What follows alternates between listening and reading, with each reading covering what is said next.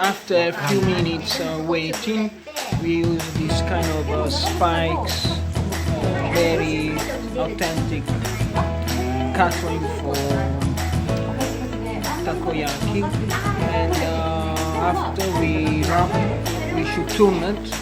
Very interesting process. And a few already turned. So now one by one we're gonna turn, and they're gonna be ready in a few minutes. So yeah, the color golden brown, yeah. Yes. Golden brown color. Wow, I'm really excited to try it. This is my second time, and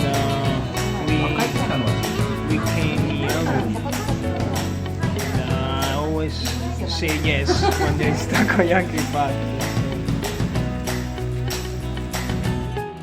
There we go. This is the result. I think so.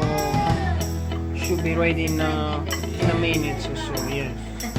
It's a really huge bowl, and it's very nice taste.